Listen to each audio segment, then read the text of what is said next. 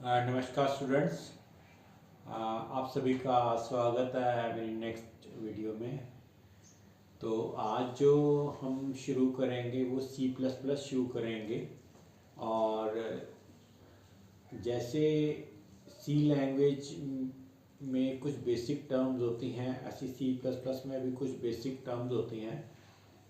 तो जो C language की बेसिक टर्म है वही applicable to C plus plus की बेसिक टर्म है। तो ये बेसिक टर्म मैंने सी लैंग्वेज की वीडियो में भी बताई थी। अगर आपने वहाँ से देखनी तो वहाँ से देख लो, अदरवाइज यहाँ पे तो मैं करवा ही रहा हूँ। तो सी प्लस प्लस का थोड़ा सा बैकग्राउंड समझते हैं। सी प्लस प्लस जब बनी, कैसे बनी आपकी वो, सबसे पहले सी लैंग्वेज आई थी 1970s में। और सी लैंग्वेज को बनाने वाले कौन थे? Dennis Ritchie. सी लैंग्वेज काफ़ी पॉपुलर हुई, लेकिन इसमें भी कुछ लिमिटेशंस हैं। क्या लिमिटेशन है? जब आपका line of code around lakhs में पहुंच जाता है, 1 लाख के अराउंड पहुंच जाता है सी लैंग्वेज में अगर प्रोजेक्ट का लाइन ऑफ कोड, तो उसमें कॉम्प्लेक्सिटी काफ़ी इंट्रोड्यूस हो जाती है और उस प्रोजेक्ट की मेंटेनेंस करना काफ़ी मुश्किल हो जाता है। तो उस चीज़ को ओवरकम करने के लिए सी प्लस प्लस में ऊप्स का कंसेप्ट बनाया। सी प्लस प्लस बिल्कुल सी लैंग्वेज जैसी ही है, बस उसमें ऊप्स का कंसेप्ट ऐड कर दिया गया है। तो C plus plus language basically किसने बनाई थी? बजारने स्ट्रॉस्ट्रूप ने बनाई थी, बजारने स्ट्रॉस्ट्रूप। और कब बनाई थी? 1979 यानी 1980s में आई थी आपकी सी लैंग्वेज। तो सी प्लस प्लस आपका फिर उसमें ऊप्स का कंसेप्ट बनाया गया और काफ़ी पॉपुलर हुआ ऊप्स का कंसेप्ट, और काफ़ी सी प्लस प्लस में डेवलपमेंट की गई, प्रोजेक्ट्स बनाए गए ऊप्स के कंसेप्ट को यूज़ करते हुए।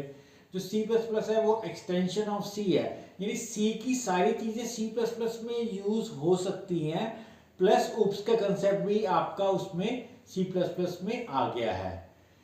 तो आइए पहले डिस्कस करते हैं कुछ बेसिक टर्म्स। सबसे पहले बेसिक टर्म है आइडेंटिफायर्स। आइडेंटिफायर्स क्या होते हैं? Identifiers are the names given to various program elements.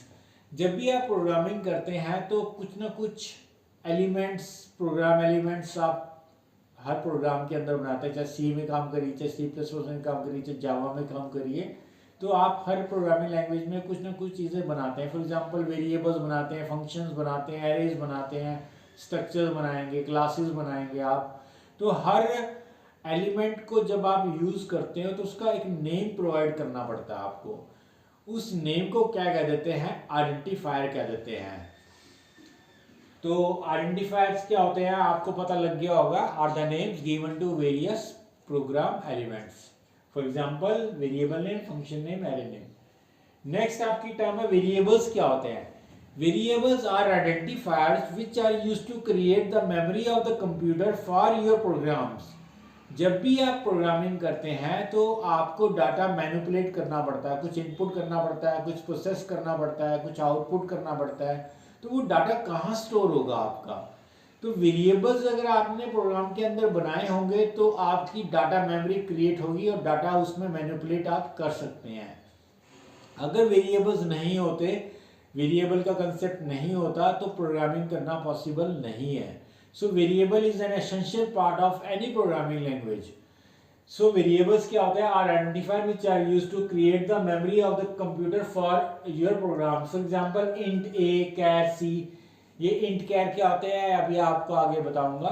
तो ए और सी क्या है? वेरिएबल्स हैं आपके। आइए हम नेक्स्ट देखते हैं। नेक्स्ट टर्म कीवर्ड्स या रिजर्व वर्ड्स। कीवर्ड्स या रिजर्व वर्ड्स क्या होते हैं आपके? कीवर्ड्स या reserve words are those words whose meaning is already defined in C++ language and their meaning cannot be changed by us। यानी ये एक ऐसे वर्ड्स है जिसका मीनिंग पहले से ही C++ ने आपको डिफाइन करके दे दिया है और हम उस मीनिंग को चेंज नहीं कर सकते। उसका जो मीनिंग है वर्ड का, हम उसी पर्पस के लिए उसको यूज कर सकते हैं। तो C++ में ऐसे कितने आइडेंटिफायर्स हैं? There are 48 keywords in C++। C++ में 48 कीवर्ड्स हैं, लेकिन जैसे जैसे कंपाइलर नए नए वर्जन आते रहते हैं, सेट ऑफ कीवर्ड्स भी आपका इंक्रीज होता रहता है। तो लेकिन जब सी प्लस प्लस आई थी, जब फर्स्ट टाइम आपकी सी प्लस प्लस बनाई गई थी बजारने स्ट्रॉसरुप ने, तो उसमें 48 कीवर्ड्स थे आपके। फॉर एग्जांपल जैसे for, do, while, int, if, else, ये कुछ आपके क्या है कीवर्ड्स है। जब भी आप इन कीवर्ड्स को टाइप करेंगे तो इनका कलर नॉर्मल वर्ड्स जो वेरिएबल्स होते हैं, फंक्शन नेम होते हैं, इनसे क्या हो जाएगा, चेंज हो जाएगा। तो जैसे व्हाइट कलर में या ब्लू कलर में ये चेंज हो जाते हैं आपके। नेक्स्ट आपके क्या है, डाटा टाइप्स। डाटा टाइप्स क्या होते हैं, जब भी आप डाटा मैनिपुलेट करते हैं तो डाटा का एक फॉर्म होता है, या तो डाटा कैरेक्टर फॉर्म में होगा, या इंटीजर फॉर्म में होगा, या डेसिमल पॉइंट में होगा। तो हर टाइप के डाटा के साथ डील करने के लिए सी प्लस प्लस ने आपको क्या दिया है, डाटा टाइप्स दिए हैं। ये डाटा टाइप्स जो आपको मैं बता रहा हूँ सी में भी एप्लीकेबल है, सी प्लस प्लस में भी एप्लीकेबल है, जावा में भी एप्लीकेबल है। तो कौन से डाटा टाइप्स आपको मिले हैं सी प्लस प्लस में, इंट, कैर, फ्लोट, डबल, वॉइड, ये 5 data type, basic data types मिले हैं आपको सी प्लस प्लस में। इनको प्रिमिटिव डाटा टाइप्स भी कहते हैं या बेसिक डाटा टाइप भी कहते हैं। आप जब भी आप इन कीवर्ड्स को, इंट, कैर, फ्लोट कीवर्ड्स को यूज करते हुए वेरिएबल्स डिक्लेयर करते हैं, इन डाटा टाइप्स को यूज करते हुए वेरिएबल्स डिक्लेयर करते हैं, तो ये डाटा टाइप क्या करते हैं, हर वेरिएबल को कुछ नंबर ऑफ बाइट्स प्रोवाइड करते हैं। इंटीजर कितने बाइट्स प्रोवाइड करेगा, 2 करेगा या 4 करेगा। अगर पुराना कंपाइलर है तो वो 2 बाइट्स करेगा, अगर नया कंपाइलर है तो इंटीजर 4 बाइट्स करेगा आपका।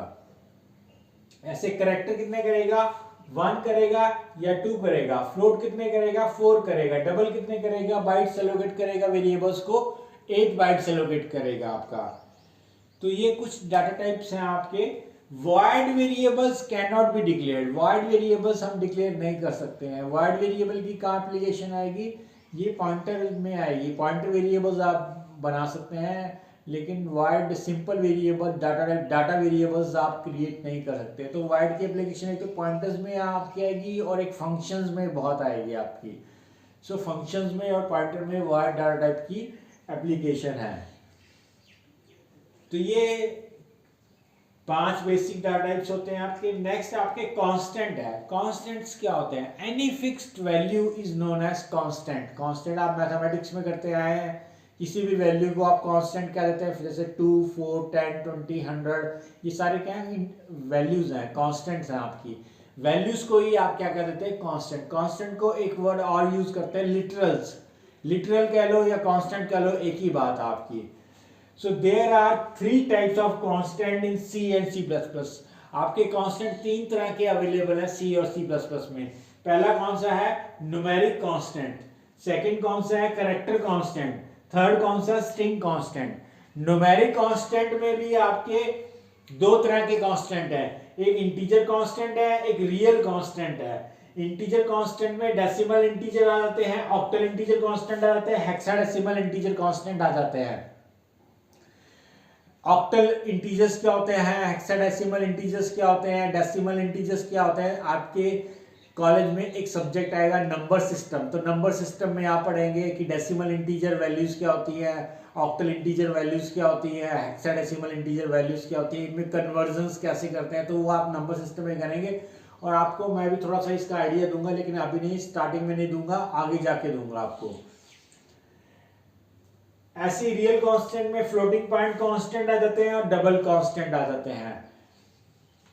डेसिमल इंटीजर कांस्टेंट कौन से होते हैं, जो आपके 0 से लेके 9 तक डिजिट्स को यूज करते हुए जो आप मैथमेटिक्स में नंबर्स को बनाते आए हैं, होल नंबर्स को बनाते आए हैं, उन्हीं को क्या कह देते हैं, डेसिमल इंटीजर कांस्टेंट कह देते हैं।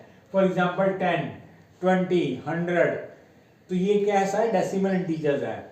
ऑक्टल इंटीजर्स क्या होते हैं, 0 to 5।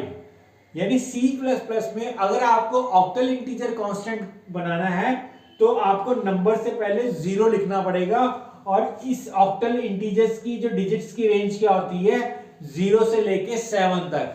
यानी ऑक्टल में 0, 8, 0 करोगे तो एरर आ जाएगा, क्योंकि 8 आपका इसकी डिजिट की रेंज में नहीं आता आपका। तो ये इनवैलिड कांस्टेंट है आपका, ऑक्टल इंटीजर कांस्टेंट है। इस पे एरर आएगा आपका।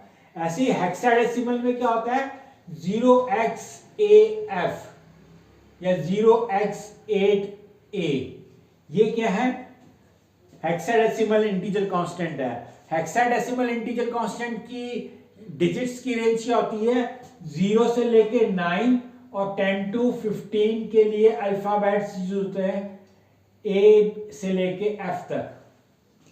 10 के लिए A, 11 के लिए B, 12 के लिए C, ऐसे 15 के लिए क्या होगा F यूज होगा आपका। तो जो हेक्साडेसिमल होते हैं इसमें टोटल नंबर ऑफ डिजिट्स कितने होते हैं 16 होते हैं। तो इनका बेस क्या होता है 16 होता है। ऑक्टल का क्या बेस होता है 8 होता है। डेसिमल इंटीजर का बेस क्या होता है 10 होता है आपका। तो ये डेसिमल इंटीजर कांस्टेंट है, ये ऑक्टल इंटीजर कांस्टेंट है और ये क्या है आपके हेक्साडेसिमल इंटीजर कांस्टेंट है। नेक्स्ट आपके रियल कांस्टेंट है floating point constant, double constant. Floating point constant अगर आपने लिखना है तो 2.2f डेसिमल पॉइंट में वैल्यू होगी लेकिन साथ में f लगाना जरूरी है। तो ये क्या बन गया फ्लोट कांस्टेंट बन गया। अगर आपने 2.2 लिखा तो बाय डिफॉल्ट ये क्या होगा डबल कांस्टेंट होगा। यानी जब ये मेमोरी में रिप्रेजेंट होगा 2.2 विदाउट f तो ये 8 बाइट्स की मेमोरी कंज्यूम करेगा। अगर आपने f लगा दिया है तो वो कितने बाइट्स की मेमोरी कंज्यूम करेगा 4 बाइट्स की मेमोरी कंज्यूम करेगा। नेक्स्ट आपके कैरेक्टर कांस्टेंट है। कैरेक्टर कांस्टेंट में क्या होता है anything enclosed in single quotes. Single quotes में अगर आप कोई भी चीज एनक्लोज कर देते हैं तो वो क्या होते हैं कैरेक्टर कांस्टेंट होते हैं। तो जैसे कैरेक्टर ए मैंने कैपिटल ए एनक्लोज कर दिया, स्मॉल ए 1 डिजिट को भी मैंने सिंगल कोट में एनक्लोज कर दिया है, प्लस सिंबल को भी मैंने सिंगल कोट्स में एनक्लोज कर दिया है। तो सिंगल कोट में कुछ भी आ सकता है और एक ही अल्फाबेट या एक ही डिजिट या एक ही स्पेशल सिंबल आना चाहिए, एक से ज्यादा नहीं आ सकते। अगर आप एक से ज्यादा लिखेंगे तो आपके एरर आएगा आपका।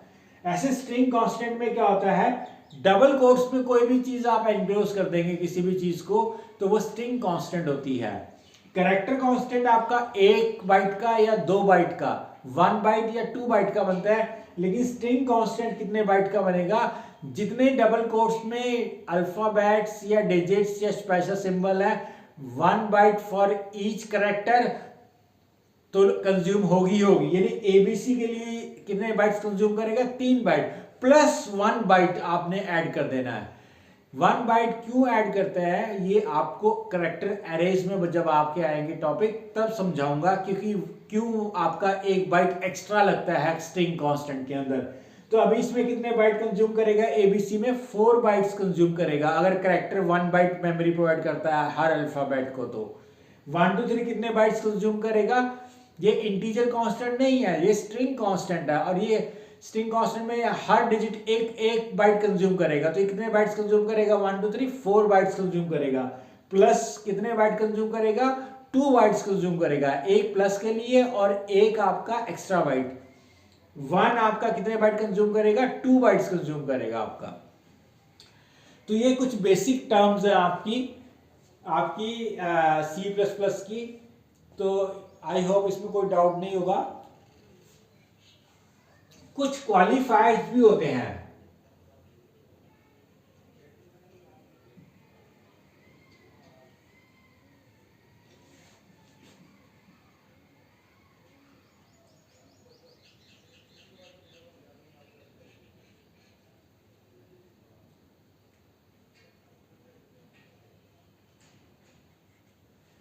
कुछ क्वालिफायर्स भी होते हैं आपके C++ में भी होते हैं, C में भी होते हैं, जावा में भी होते हैं।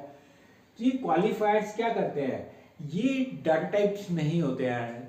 नॉर्मली बच्चे को कंफ्यूजन होती है कि ये लॉन्ग और शॉर्ट डाटा टाइप है, साइन अनसाइंड डाटा टाइप है। नहीं, डाटा टाइप नहीं है ये आपके, ये क्वालिफायर्स है। ये क्वालिफायर्स कहाँ यूज होते हैं इन वेरिएबल की डिक्लेरेशन में। फॉर एग्जाम्पल जैसे मैंने कहा लॉन्ग डबल, शॉर्ट डबल, तो ये क्वालिफायर लॉन्ग शॉर्ट क्या करेंगे आपके लॉन्ग क्या करेगा आपके वेरिएबल की वैल्यू को डबल कर देगा। लॉन्ग आपका या तो इंट के साथ यूज होता है या फ्लोट या डबल। लॉन्ग कैर यूज नहीं होता आपका।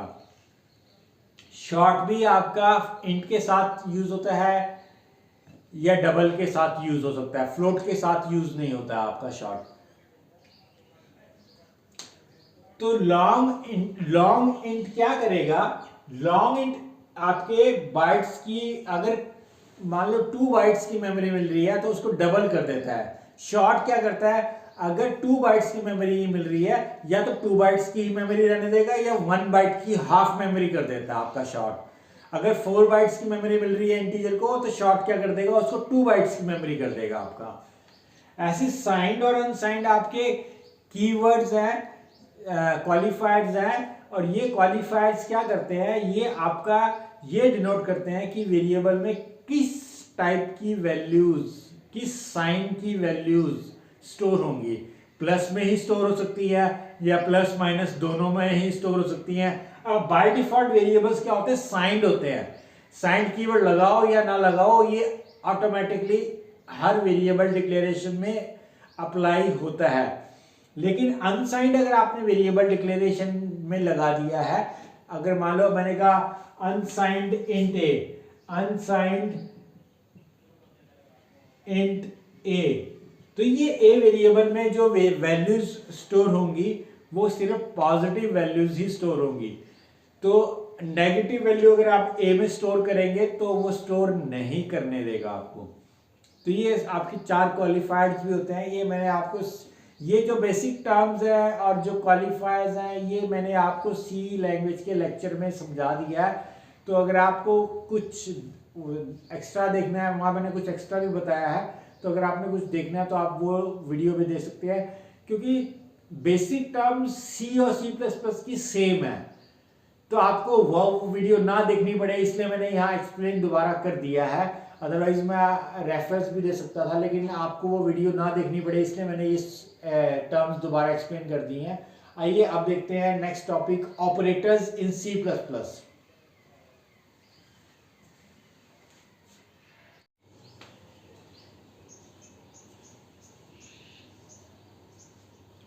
आइए स्टूडेंट्स अब देखते हैं ऑपरेटर्स इन C++।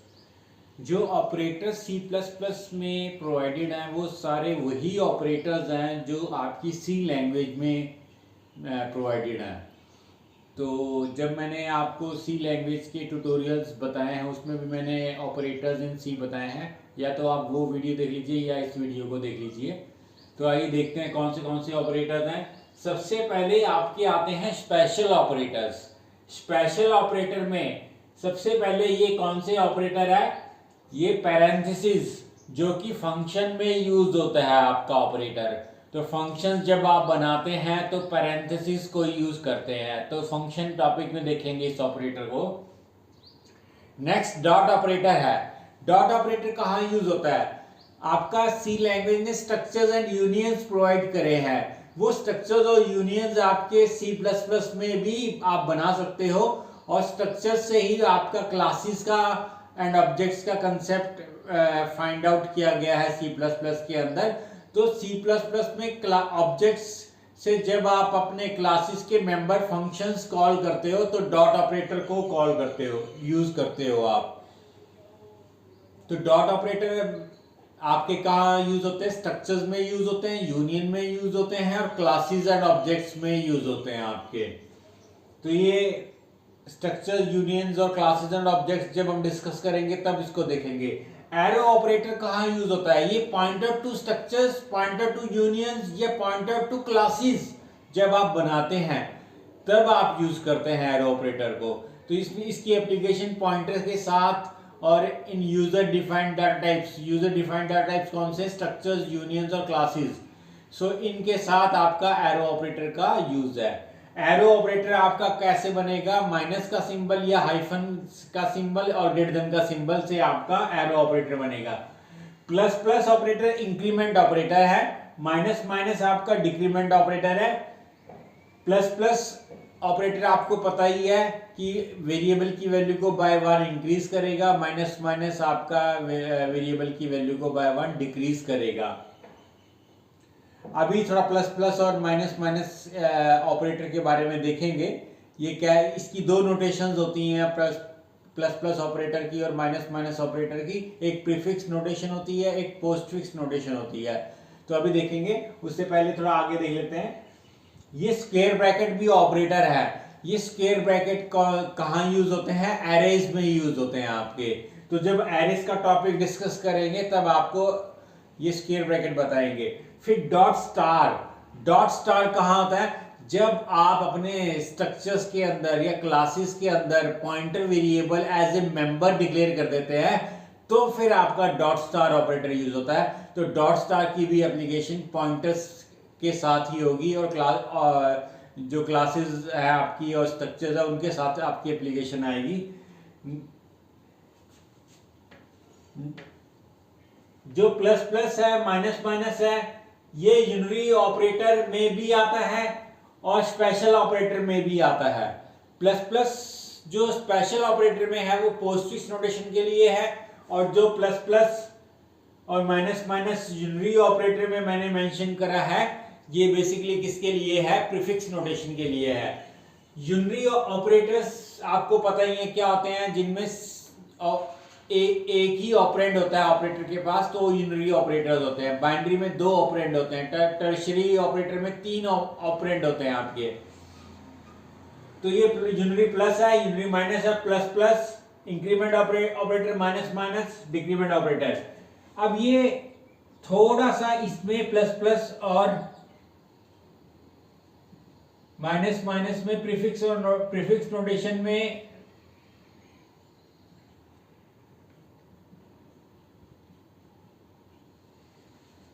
सपोज ये दो स्टेटमेंट लिखी है मैंने। एक वेरिएबल डिक्लेयर किया है a is equal to 10, variable मैंने डिक्लेयर किया है। x में लिखा है प्लस प्लस से और y में लिखा है a प्लस प्लस। x वाली स्टेटमेंट में prefix notation of increment operator है और y में postfix notation of decrement operator है। यहां पर x और y में वैल्यूज कौन सी जाएंगी ये देखने वाली बात है। x में a में अगर आपका 10 है तो पहले इंक्रीज करेगा और फिर असाइन करेगा। तो x में वैल्यू क्या जाएगी? इंक्रीज करके 11। a में तो 11 होनी ही होनी है, ये वैल्यू इंक्रीज होनी होनी है बाय 1, लेकिन x में कौन सी जाएगी? इंक्रीमेंट करके जाएगी आपकी वैल्यू। ऐसे ही a प्लस प्लस में आपका क्या करेगा? करंट वैल्यू ऑफ a क्या है? 11 जो करंट वैल्यू है वो पहले y में असाइन करेगा और फिर a का इंक्रीज 11 से 12 करेगा। तो आपकी क्या वैल्यू आएगी? y में 11 आएगी आपकी। y में क्या वैल्यू आएगी? 11 आएगी और a में क्या हो जाएगी? इंक्रीज करके 12 हो जाएगी आपकी। पोस्टफिक्स में क्या होता है?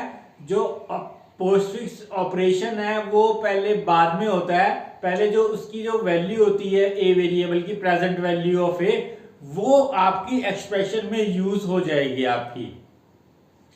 तो प्रेजेंट वैल्यू ऑफ a क्या है? 11। तो 11 पहले y में जाएगा तो y में 11 आएगा और a इंक्रीज करके 12 हो जाएगा। ऐसी सपोज मैंने एक एक्सप्रेशन लिख दी है z is equal to plus plus a plus plus.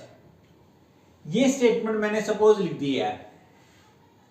इस एक्सप्रेशन, इस स्टेटमेंट का जो रिजल्ट है वो कंपाइलर टू कंपाइलर वेरी करता है आपका। यानी अगर आप टर्बो C++ में काम करते हैं तो उसका आंसर कुछ और आएगा, और अगर आप GCC कंपाइलर जो यूनिक्स और लिनक्स बेस्ड कंपाइलर्स हैं, अगर आप उसमें काम करोगे तो कुछ और रिजल्ट आएगा आपका। तो अगर आपको इंटरव्यू में अगर इंटरव्यूअर ये पूछता है कि इस एक्सप्रेशन का रिजल्ट क्या आएगा, तो आपको ये बताना आंसर कि the behaviour is undefined. Behaviour undefined है, varies from compiler to compiler. अगर हम जीसीसी की बात करते हैं, जीसीसी में क्या करेगा? क्योंकि स्पेशल ऑपरेटर यूनरी ऑपरेटर से ऊपर आ रहे हैं तो इन स्पेशल ऑपरेटर की जो प्रायोरिटी होती है वो हाई है। यूनरी ऑपरेटर की प्रायोरिटी स्पेशल ऑपरेटर से लेस है। ये जितने भी मैंने ऑपरेटर्स बताए हैं आपको, ये प्रायोरिटी वाइज ही बताया है सारे ऑपरेटर। स्पेशल ऑपरेटर्स की जो प्रायोरिटी होती है वो हाईएस्ट होती है एक्सप्रेशन के अंदर। अगर एक एक्सप्रेशन में आपने एक एक्सप्रेशन ऑपरेटर को यूज करते हुए लिख दिया तो सबसे पहले स्पेशल ऑपरेटर इवेल्युएट होंगे, क्योंकि plus plus minus minus postfix notation के अंदर आ रहे हैं। पोस्टफिक्स नोटेशन है आपके, ऑपरेटर है आपके, स्पेशल ऑपरेटर्स हैं आपके। तो इस एक्सप्रेशन में पहले ये प्रीफिक्स नोटेशन है, ये पोस्टफिक्स नोटेशन है, तो पहले पोस्टफिक्स नोटेशन को वो क्या करेगा, इवेल्युएट करेगा। तो अगर सपोज ए की वैल्यू 10 है तो पहले वो क्या करेगा, इस एक्सप्रेशन के पास जाएगा। तो वैल्यू क्या है, क्या कंसीडर करेगा, ए की वैल्यू क्या कंसीडर करेगा, 10, क्योंकि पोस्टफिक्स नोटेशन है तो इंक्रीमेंट नहीं करेगा, डेफर कर देगा आपका इंक्रीमेंट ऑपरेशन। पहले present value of A which is 10 वो यूज करेगा एक्सप्रेशन के अंदर। तो ए की वैल्यू क्या है, 10। ये 10 यहां पे कंसीडर करने के बाद फिर कंपाइलर ए का इंक्रीमेंट करेगा। ए कितना हो जाएगा, 10 से 11, और फिर वो इस एक्सप्रेशन के पास जाएगा। ये एक्सप्रेशन क्या कहती है, ए वेरिएबल की वैल्यू को प्रीफिक्स फॉर्म में इंक्रीमेंट किया जाए। ए वेरिएबल की वैल्यू क्या है, 11, और वो वैल्यू इंक्रीज, प्रीफिक्स नोटेशन है तो पहले वो इंक्रीज करेगा फिर एक्सप्रेशन में यूज करेगा। तो क्या वैल्यू हो जाएगी आपकी, क्या वैल्यू हो जाएगी आपकी, 11 से 12 हो जाएगी आपकी। तो यहाँ पे क्या एक्सप्रेशन, इस एक्सप्रेशन ए प्लस प्लस ए का रिजल्ट क्या आया, 12। तो z में क्या जाएगा, 12 प्लस 10 22 जाएगा आपका। z में क्या जाएगा, 22 जाएगा। और a वेरिएबल की वैल्यू क्या अल्टीमेटली इंक्रीज होके क्या आ जाएगी, 12 आ जाएगी आपकी। अगर आप यही expression turbo C plus plus में, turbo C plus plus compiler बहुत पुराना कंपाइलर है, अगर आप उसमें यूज करते हैं तो वो कैसे करेगा। टर्बो सी प्लस प्लस में जो ये जो प्लस प्लस इंक्रीमेंट ऑपरेटर है, इसकी जो प्रायोरिटी होती है, यानी उसमें सेग्रीगेट नहीं किया गया है पोस्टफिक्स और प्रीफिक्स को। तो इसमें सबसे पहले वो प्लस प्लस ए को इवेल्युएट करेगा। तो प्लस प्लस ए इवेल्युएट हो गई, ए की अगर वैल्यू 10 है स्टार्टिंग, तो वैल्यू कितनी हो जाएगी, इंक्रीज करके 11 प्लस 11। प्रीफिक्स नोटेशन है तो इंक्रीमेंट हो गई 11, और पोस्टफिक्स नोटेशन है तो आपका प्रेजेंट वैल्यू ऑफ ए वो कितनी हो चुकी है, इंक्रीमेंट होके 11। तो यहां पे भी 11 रिप्लेस करेगा, तो रिजल्ट क्या आएगा, यहां पे भी 22 आएगा, और ए की अल्टीमेट वैल्यू क्या हो जाएगी, 12 हो जाएगी आपकी। हालांकि इस टर्बो सी प्लस प्लस में उसने लेफ्ट टू राइट इवेल्युएट किया, लेकिन यहां पर वो राइट टू लेफ्ट जाएगा आपका। राइट पहले इवेल्युएट करेगा फिर लेफ्ट डायरेक्शन में जाएगा आपका। लेकिन टर्बो सी प्लस प्लस में प्लस प्लस ए पहले फिर ए प्लस प्लस। तो प्रीफिक्स नोटेशन और पोस्टफिक्स नोटेशन में आई होप आपको थोड़ा सा डिफरेंस पता लगा होगा। प्रीफिक्स नोटेशन में क्या होता है, पहले इंक्रीमेंट करके फिर एक्सप्रेशन में वैल्यू यूज होती है, और पोस्टफिक्स में क्या होता है, आपकी पहले वेरिएबल की वैल्यू को यूज करेगा और फिर इंक्रीमेंट या डिक्रीमेंट करेगा। माइनस माइनस का भी बिहेवियर, अगर आप यहाँ माइनस माइनस लिख देंगे तो उसका भी बिहेवियर सेम है, पर वो माइनस माइनस क्या करेगा, बाय वैल्यू को बाय 1 डिक्रीज करेगा आपका। तो ये प्लस प्लस इंक्रीमेंट ऑपरेटर है, ये डिक्रीमेंट ऑपरेटर है। ये टिल्ड सिंबल क्या है, ये वंस कॉम्प्लीमेंट ऑपरेटर है। वंस कॉम्प्लीमेंट क्या होता है, सपोज एक बाइनरी नंबर है 1001, बाइनरी नंबर है, आपको पता ही है, जो 1010 लैंग्वेज नंबर डिजिट्स को 0110 डिजिट्स को यूज करते हुए अगर आप अपना कोई नंबर बनाते हैं तो उसको बाइनरी नंबर कहते हैं। तो सपोज 1001 एक बाइनरी नंबर है, इसका वंस कॉम्प्लीमेंट अगर आप निकालेंगे तो वंस कॉम्प्लीमेंट क्या करेगा, 1 को 0 और 0 को 1 कर देगा, बिट्स कॉम्प्लीमेंट कर देगा, 1 को 0 और 0 को 1 कर देगा। तो इसका आंसर क्या आ जाएगा, 110 आ जाएगा आपका। तो वंस कॉम्प्लीमेंट ऑपरेटर है ये आपका टिल्ड सिंबल। ये बिटवाइज ऑपरेटर आपके जो होते हैं इमेज प्रोसेसिंग में बहुत यूज होते हैं आपके। देन आपका ये नॉट नेगेशन ऑपरेटर है। नेगेशन आपकी जो कंडीशंस इवेल्युएट होती हैं, जो लॉजिकल कंडीशन, अगर कंडीशन ट्रू है तो नॉट ऑपरेटर क्या कर देगा, अगर आपने नॉट ऑपरेटर अप्लाई कर दिया तो उसको फॉल्स कर देगा, फॉल्स को क्या कर देगा, ट्रू कर देगा। नॉट क्या करता है, कंडीशंस को नेगेट करता है। अगर कंडीशन ट्रू है, नॉट लगा दिया है तो उसको फॉल्स कर देगा। अगर कंडीशन फॉल्स है और नॉट लगा दिया तो उसको क्या कर देगा, ट्रू कर देगा। नेक्स्ट आपका स्टार पॉइंटर में यूज होता है, इनडायरेक्शन ऑपरेटर कहते हैं, या value at the address operator कहते हैं, या डी रेफरेंसिंग ऑपरेटर कहते हैं। इसके तीन नाम है आपके, या तो वैल्यू एट द एड्रेस, या इनडायरेक्शन ऑपरेटर, या डी रेफरेंसिंग ऑपरेटर। स्टार आपका मल्टीप्लाई के लिए भी यूज होता है, लेकिन यूनिटरी में अगर मैंने इसको मेंशन किया है तो ये पॉइंटर में इसकी एप्लीकेशन है। तो पॉइंटर्स का जब टॉपिक आएगा आपको थोड़ा बहुत तब बताऊंगा स्टार का क्या यूज है। एंड आपका एड्रेस ऑपरेटर है।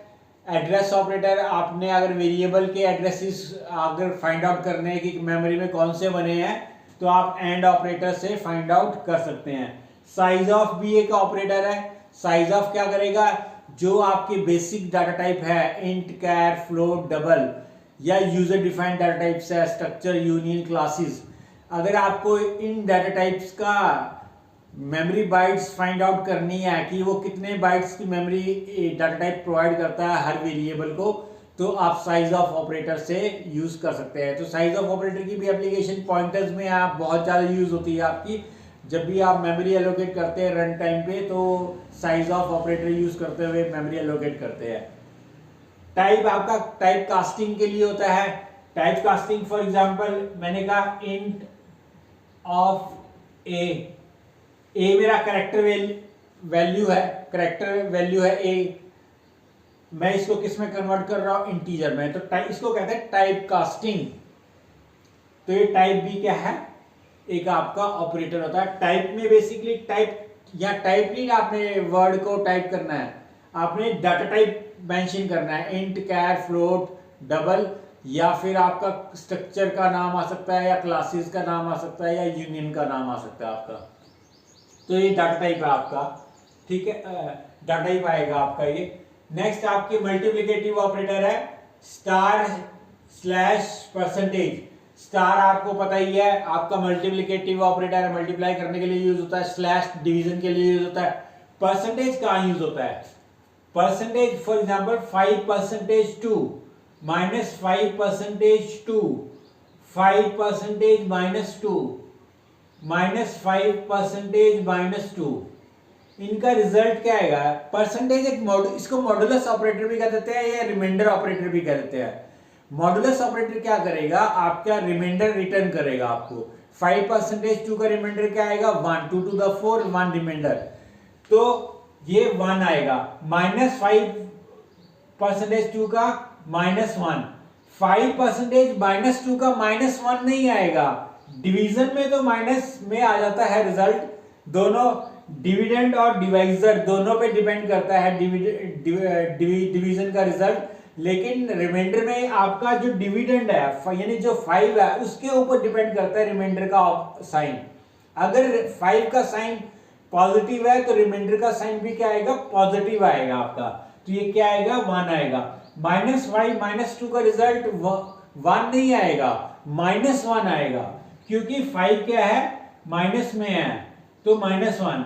यानी जो डिवाइजर होता है उसके साइन के ऊपर रिमाइंडर का साइन डिपेंड नहीं करता आपका। ये आप मैथमेटिक्स में भी आप 10th लेवल में भी करते आए हैं, तो ये सेम कंसेप्ट है।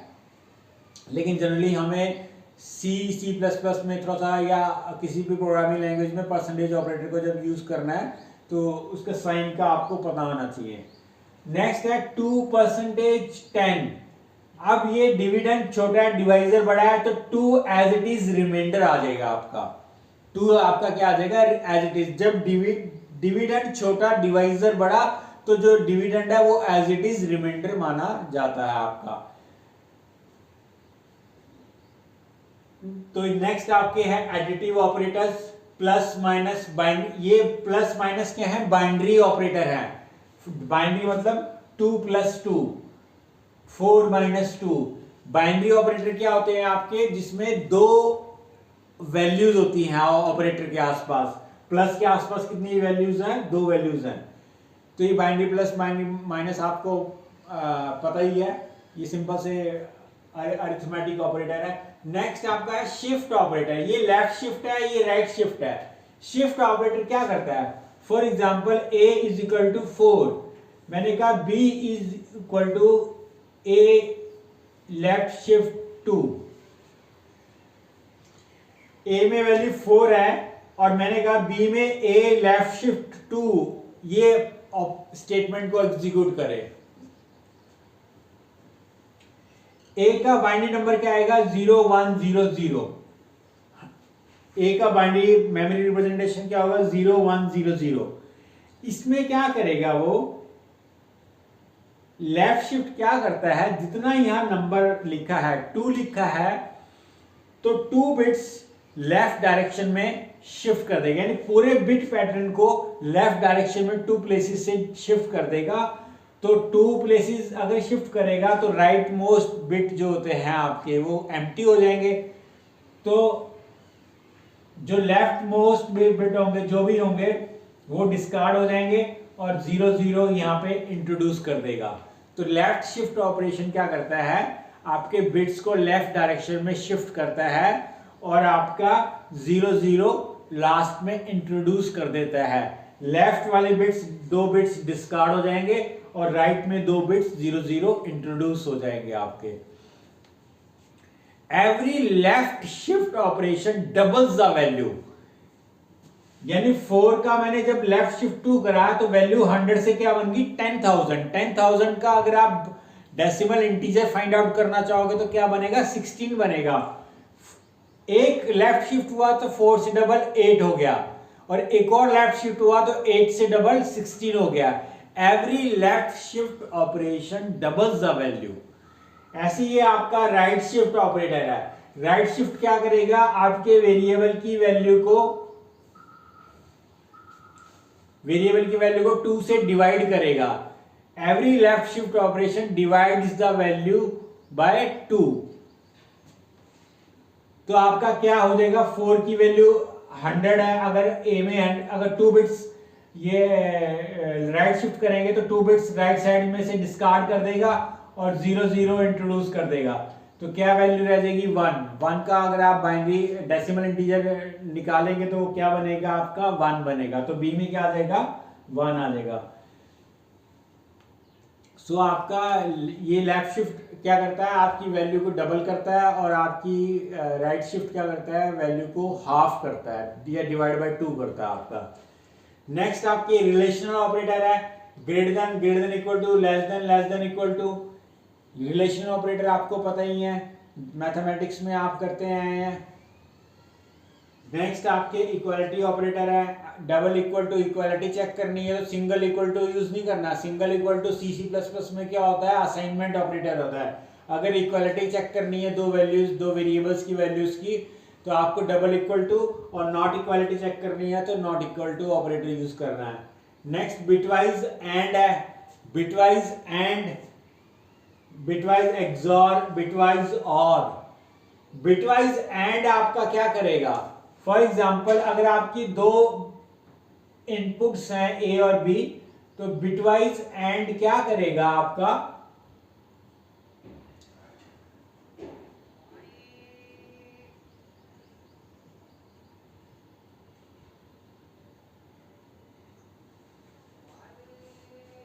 अगर 2 बिट्स 1 1 है तो ही रिजल्ट 1 आएगा। अगर कोई भी बिट 0 है या दोनों 0 है तो रिजल्ट बिटवाइज एंड में क्या आएगा?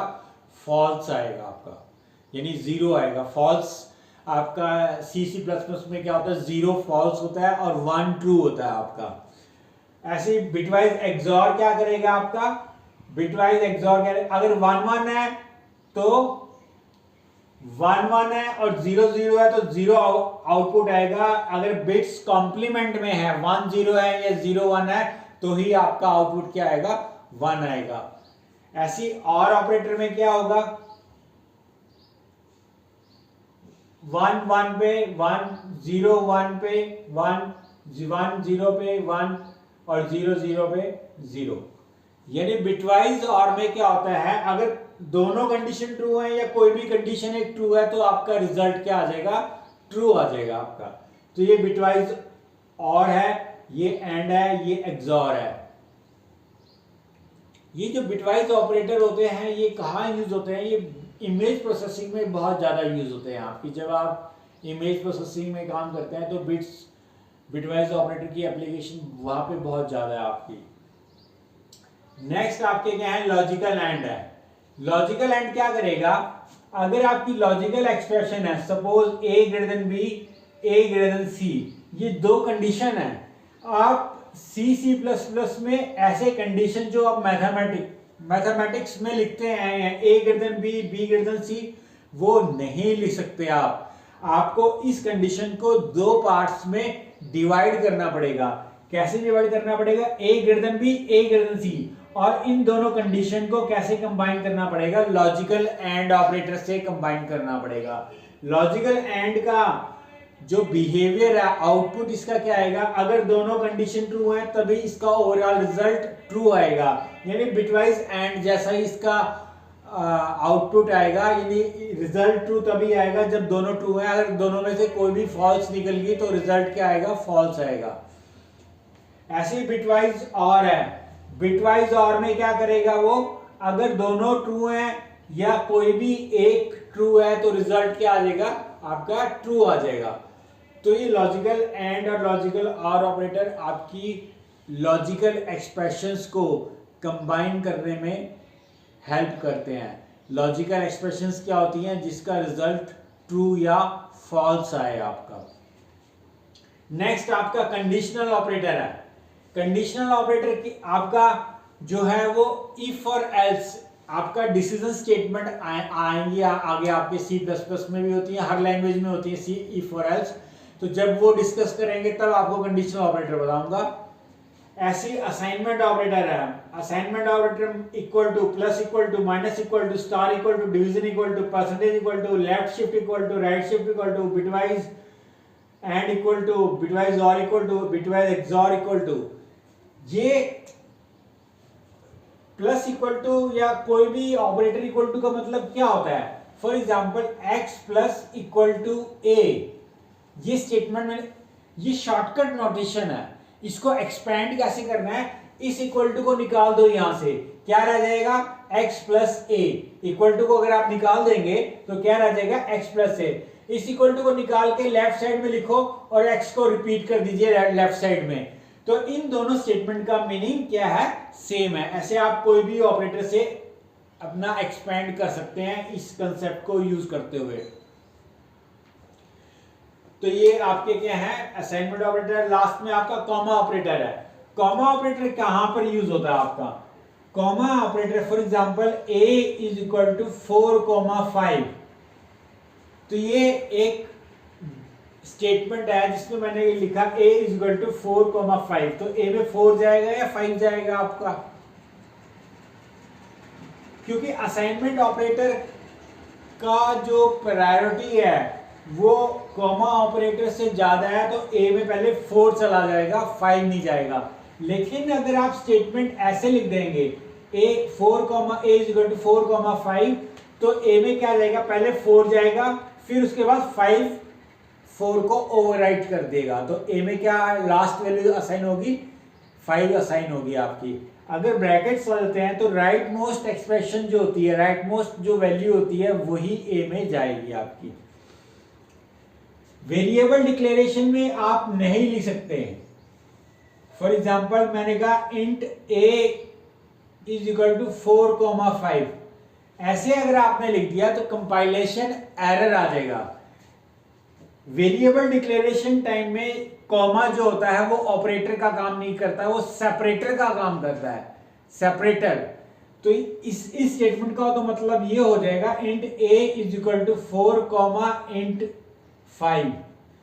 तो इंट से तो कांस्टेंट डिक्लेयर नहीं कर सकते, इंट से तो आपके वेरिएबल्स डिक्लेयर होते हैं। तो ये स्टेटमेंट इनवैलिड हो जाएगी, कंपाइलेशन एरर आ जाएगा आपका। तो ये कॉमा ऑपरेटर होता है। तो आपको थोड़ा पता होना चाहिए कॉमा ऑपरेटर के बारे में। कॉमा ऑपरेटर की जो प्रायोरिटी होती है सबसे लो होती है एक्सप्रेशन के अंदर। तो ये जो ऑपरेटर है मैंने जितने भी बताया प्रायोरिटी वाइज बताए हैं। सारे ऑपरेटर्स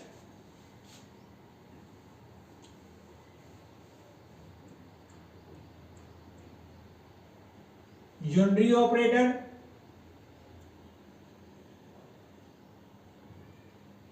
असाइनमेंट ऑपरेटर और कंडीशनल ऑपरेटर की जो आपकी एक तो प्रेसिडेंस होती है, प्रायोरिटी होती है ऑपरेटर्स की, एक एसोसिएटिविटी होती है। एसोसिएटिविटी मतलब वो कैसे एसोसिएट होंगे एक्सप्रेशन के अंदर। तो ये जो यूनरी ऑपरेटर और असाइनमेंट और कंडीशनल ऑपरेटर है, इनकी एसोसिएटिविटी जो होती है राइट टू लेफ्ट होती है।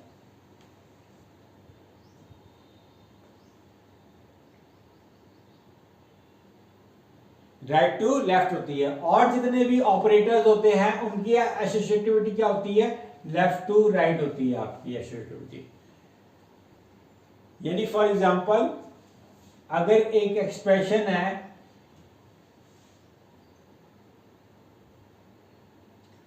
For example a is equal to 2 into 3 divide by 4, इसमें एसोसिएटिविटी का मतलब होता है कि कैसे आपकी एक्सप्रेशन में ऑपरेटर्स वैल्यूज के साथ एसोसिएट होंगे। क्योंकि स्टार और डिवीजन की जो प्रायोरिटी है वो सेम है और एसोसिएटिविटी भी क्या है, लेफ्ट टू राइट है। क्योंकि मैंने बताया सारे ऑपरेटर्स की और एसोसिएटिविटी क्या होती है, लेफ्ट और राइट होती है, सिर्फ इन तीन ऑपरेटर्स की राइट टू लेफ्ट होती है। तो ये कैसे एसोसिएट करेगा, पहले मल्टीप्लाई कर देगा फिर डिवीजन करेगा, ठीक है। तो एसोसिएटिविटी का मतलब होता है कि एक्सप्रेशन में जो ऑपरेटर है वो किस सीक्वेंस में आपका एसोसिएट होगा वैल्यूज के अंदर, एक्सप्रेशन के अंदर आपका, ठीक है। तो सारे ऑपरेटर्स की एसोसिएटिविटी लेफ्ट टू राइट होती है, सिर्फ यूनरी, असाइनमेंट और कंडीशनल की एसोसिएटिविटी राइट टू लेफ्ट होती है आपकी। तो ये आपके ऑपरेटर्स हैं C++ में। तो अगर आप इनको नोट डाउन करना चाहते हैं या गो थ्रू करना चाहते हैं तो एक बार देखिए और फिर आगे देखते हैं input and output in C++। Input और आउटपुट कैसे परफॉर्म करेंगे C++ के अंदर।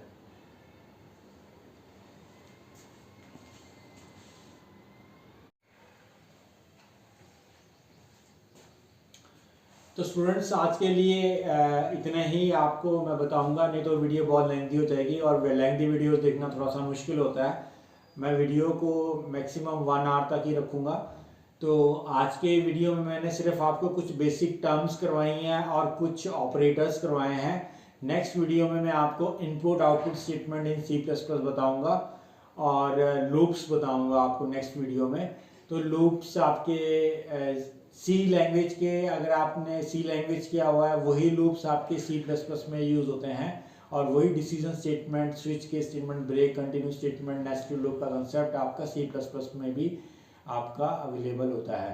सेम कंसेप्ट है, अगर आपने सी में कर रखा है तो आपको इजी लगेगा, उसमें कोई इतना मुश्किल नहीं लगेगा। तो आज की वीडियो में इतना ही।